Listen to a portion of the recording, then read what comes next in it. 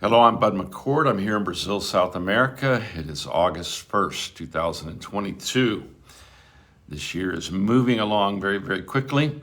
And it's been a good thing for me to wake up every morning and read a devotional from Stanley Jones, and to also talk to friends, dear friends that come online live, and also others who will see this later on, to listen to the wisdom of Stanley Jones and be able to make a few comments for each one of us to consider for our own spiritual growth. Today's devotional with Stanley Jones continues to be about getting out of self-centeredness and living in God-centeredness, and the changes that will take practically in our lives. And today he has a title that says, The Generous Eye, or the generous look, the generous eye. He says this: we come now to an important step in release from self-tyranny. We come now to an important step in release from self-tyranny. Fifth, not only completely surrender to Christ, but also commit yourself to tasks and interests outside of yourself. This committal of yourself to interest and tasks outside of yourself will keep you committed to Christ and will help keep you from self-attention and hence self-centeredness. Your self-surrender is not in a vacuum.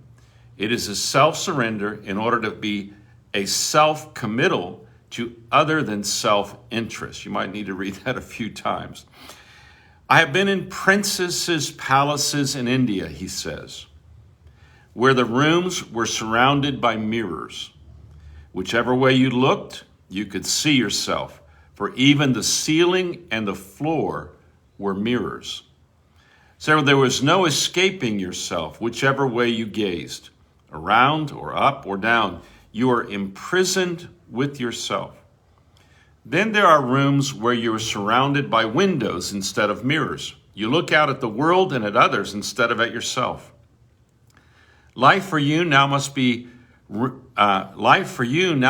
room with windows instead of mirrors.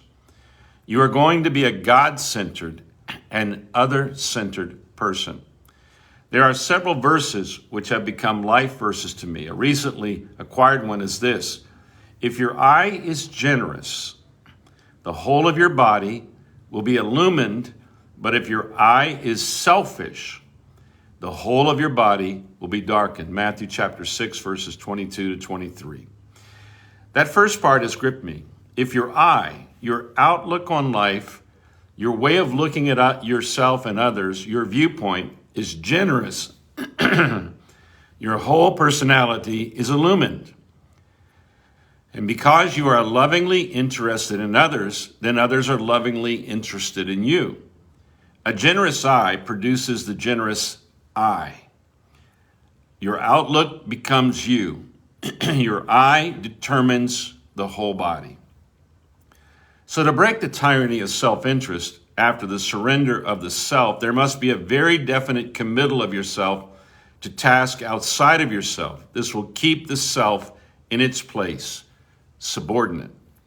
And this is his prayer for today. O living Christ, attach my heart to your attachments.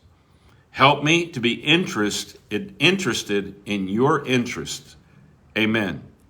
And his affirmation for the day: I shall look with the generous eye on all things and all persons I see today. I really agree with this perception that we need to develop the habits of a person that is not self-centered. And the person that is not self-centered but God-centered has their eyes open to the needs of other, to the reality of the other. If you read the story of the man who was on his way from Jericho to Jerusalem, and he was attacked and he was left by the side of the road, you remember that there was a religious person who came by and they looked at him and then they left him there. And then there was another person who led worship in the synagogues or in the temple, and he looked at the man and he passed him by. But the Good Samaritan, he had an outer look. He had a generous eye. He had a look that says, I'm not afraid to be an action. I'm not afraid to carry my cross. I'm not afraid to deliver love. So many times, a person who is only self-interested is always trying to limit their involvement in other people's lives because they just don't think that they have time for that, and there would be nothing in it for them. But if Jesus had approached us like that, then we'd all be lost eternally. He was generous. He was full of grace and truth. Grace is this outward look, a continual looking inside of ourselves to see if we are well. And to believe that we are the center of the universe will cause us to be people with the windows all closed. And beyond that, we can begin to live in what he calls a house of mirrors, where you're always looking at yourself. It is true that today, as you watch people with their cell phones, and I've watched people literally walk into a door because they were so focused on looking at themselves in their own cell phone, or taking a selfie for themselves, that they would run right smack into the wall. We need an outward orientation. And he talks about the eyes. And if you read that passage from Matthew chapter 6, verses 22 and 23, that was a translation from a Moffat. And it's a really good translation. I think it's a hard verse to understand. If your eye is single, it would say in some translations, if your eye is generous, the whole of your body will be illuminated. But if your eye is selfish, the whole of your body will be darkened. Here's a little task we could try today. Every person that you meet today, if you just will walk through your day and look with them with generous eyes. Look at them like they're worth seeing. Look at them like perhaps you could bless them. Look at them as though they have meaning and they have worth. Look at them as though you're curious, but in a very, very good way. Just look at them generously. Give them a chance to prove that they're not good. Start believing that they are good, that they are worthwhile. Surprise them by the generosity of your eyes. Then the other side of this would be, today, try to determine if you're in the presence of a person who has generous eyes. Let them look at you and see if they are communicating to you generosity, or they're self-protective, or they're defensive, or they don't even lift their eyes to look at you at the register in the store, or the server in the restaurant, or just the person who's in a car next to you at the stoplight and you glance across at them. Look for people who have a generosity of spirit by looking at their eyes.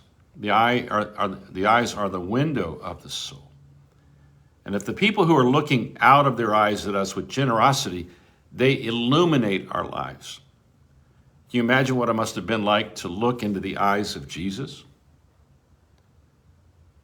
Can you imagine what it would be like to look into the eyes of Jesus and realize that he was not here to judge you or condemn you or evaluate you or categorize you, but here to love you, to die for you, to forgive you, with that generosity of eyes.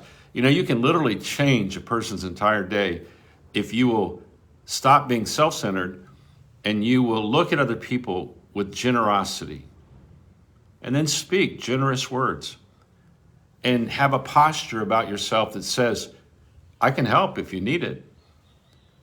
I can be of help if you need help. I'm not judging you. I just would like to be of service if I could be. If we would live like that, I think that puts us back into that category of salt and light, and the people being able to see God's work in us revealed through us and through our eyes and through our voice. I really think that he's absolutely right. These are habits.